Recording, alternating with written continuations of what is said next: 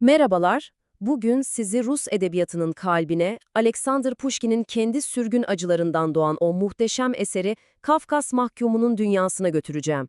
Hazırsanız, aşk, esaret ve özgürlük üzerine kurulu bu edebi yolculuğumuz başlıyor. Pushkin, eserine işte bu dizelerle başlıyor.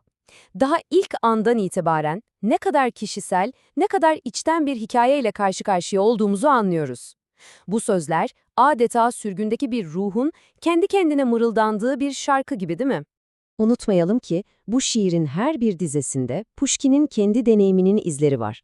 Onun için Kafkasya hem fiziki bir hapishane hem de ruhunu besleyen vahşi bir ilham kaynağıydı. İşte o ezici yalnızlık ve yabani güzellik şimdi kahramanımızın ruhunda yeniden can bulacak.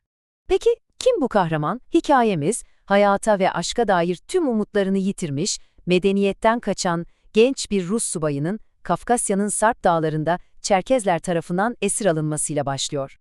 Esir düştüğü o ilk anları bir gözünüzün önüne getirin. Kahramanımız tam bir şok ve kayıtsızlık içinde. Pushkin'in bu dizesi durumu o kadar iyi özetliyor ki, duygusal olarak donmuş, tepkisiz, adeta yaşayan bir ölü gibi. Ve işte bu noktada Pushkin müthiş bir karşıtlık kuruyor. Bir tarafta Çerkezlerin o coşkulu, özgür ve tutkulu hayatı, diğer yandaysa esirimizin ruhundaki o ağır, karanlık, umutsuzluk. Bu tablo bize şunu fısıldıyor aslında. O, ayaklarına zincir vurulmadan çok önce zaten kendi geçmişinin bir mahkumuydu. Tam da her şeyin bittiği sanıldığı bir anda, hikayenin akışını tamamen değiştiren biri giriyor devreye. Onu sadece bir düşman olarak değil, bir insan olarak gören merhametli bir Çerkez kızı.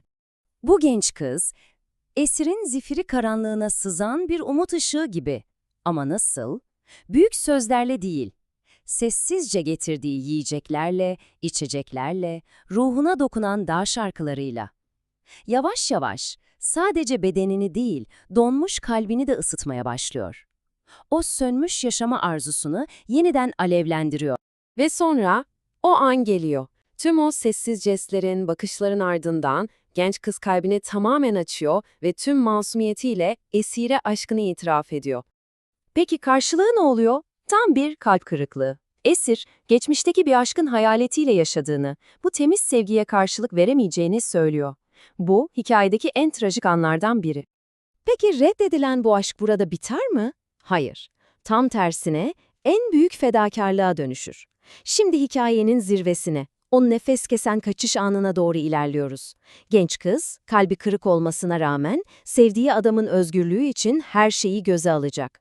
Bu kaçış, baştan sona o genç kızın eseri. Adım adım düşünelim. Önce, gecenin karanlığında gizlice uzatılan bir törpü. Sonra sessizliği yırtan o metalik ses. Zincirler kırılıyor. Gözyaşları içinde son bir konuşma, son bir veda öpücüğü ve nihayet sevdiği adamı kükreyen nehrin dalgalarına, özgürlüğe doğru itiyor. Kaçış başarıldı ama ne bahasına? İşte şimdi özgürlük için ödenen o korkunç bedelle yüzleşme zamanı. Kahramanımız nehrin karşı yakasına ulaştığında içgüdüsel olarak arkasına bakar. Onu kurtaranı arar gözleri ama kıyı bomboştur. Ne dağın yamacında ne de nehrin kenarında ondan bir iz vardır.